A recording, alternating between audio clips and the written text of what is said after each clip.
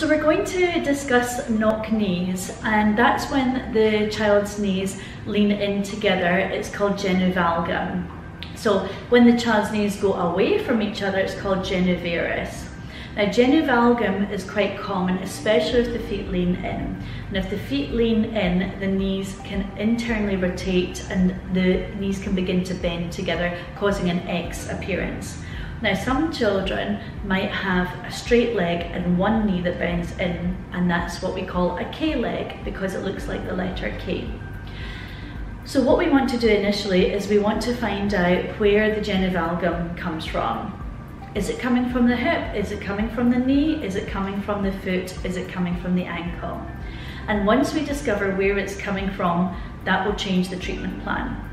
So say for example, we need to get the knee to point outwards and the space to open, we'll put something underneath the foot that tilts the foot to get the knee to externally rotate again. Because normally with the feet straight, we want the knees to point at 11 and 1 o'clock. The perfect position of the knees is 11 and 1 o'clock. We don't want straight ahead knees either. We also don't want the knees to point at 10 and 2 o'clock or 9 and 3 o'clock. We just want 11 and 1 o'clock with the feet straight. The reason for that is when the feet are straight and the ankles are straight, the hips are set wider. So the knee does have to get 50% of a different angle from the ankle to the hip ratio. So 11 and 1 o'clock is perfect alignment. We also have to look at leg length because leg length discrepancy is normal with growing children.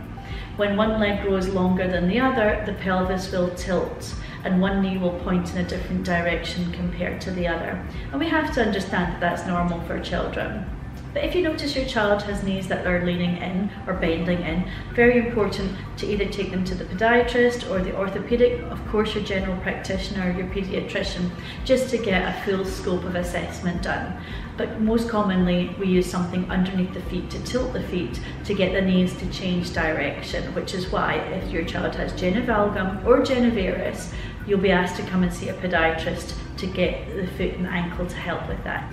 So what we would do with Gena Valgum is we would put something underneath the foot and we would tilt the foot, and that's what this tilt is.